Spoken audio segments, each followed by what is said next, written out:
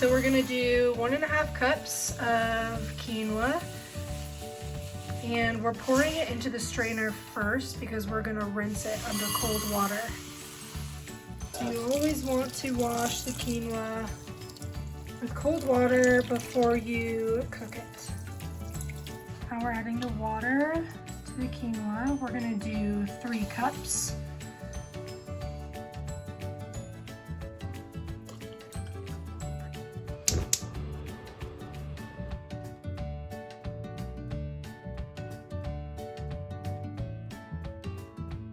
And you need to make sure you preheat the oven to 350 degrees.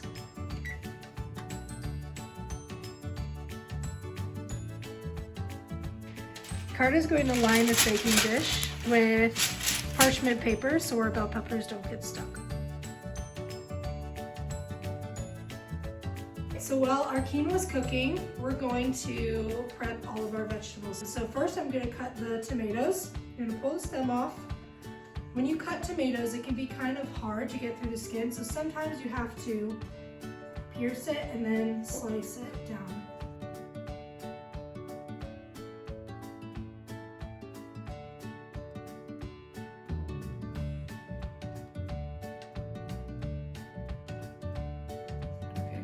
Okay, so now we're going to add these green onions that are also from All In Farms to give it a little bit more flavor. I do small pieces.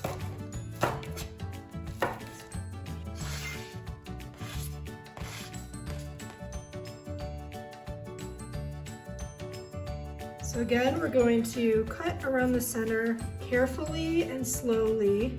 You want to make sure you don't take away too much of the pepper, but most of the stem.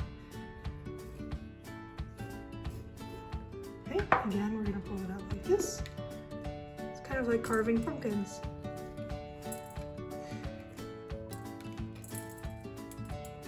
There's that one. You kind of want to go into the pepper at an angle so that you can really get the center of it all out.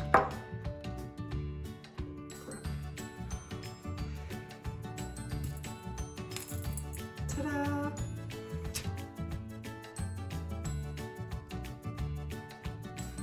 So we are going to put 1/2 cup of corn with the tomatoes and the green onion.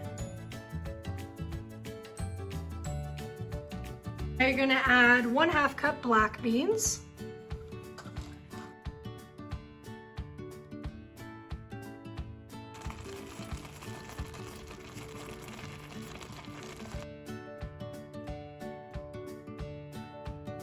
So now we're going to do 1/2 teaspoon cumin powder.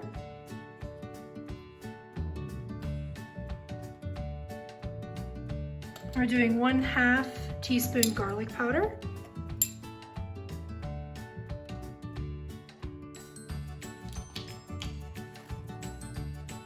One-4 teaspoon onion powder.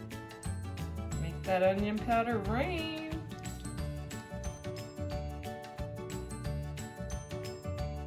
The rest roll. 1/4 teaspoon chili powder. There we go.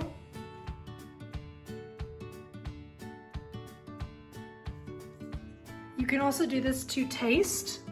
Sometimes people like more salt, some people like less. I'm also gonna do 1/4 teaspoon black pepper. You can also do this to taste.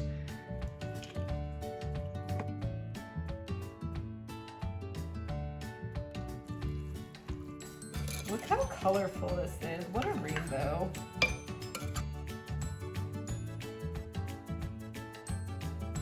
Now we're gonna add the cooked quinoa. We're gonna do 1.5 cups.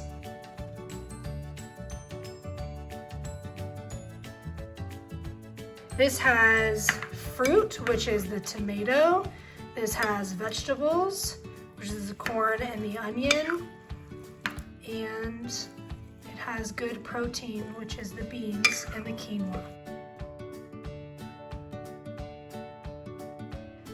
The last thing we're gonna add is the cheese. I chose pepper jack, but you can also do feta or mozzarella or cheddar, whichever one that you like the most.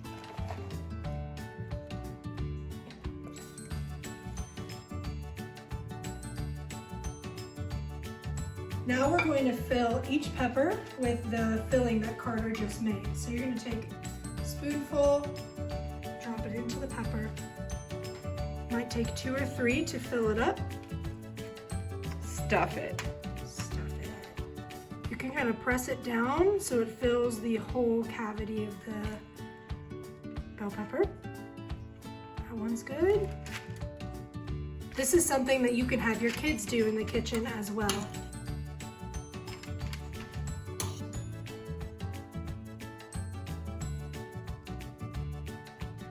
Now that everything is prepared, it's time to let them cook, okay?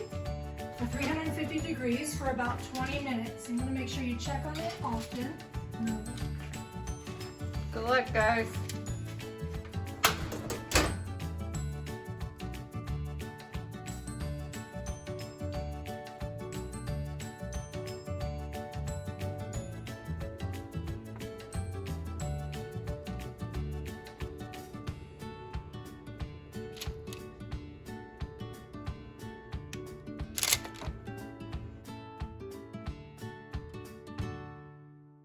See you next time on Cook's Corner.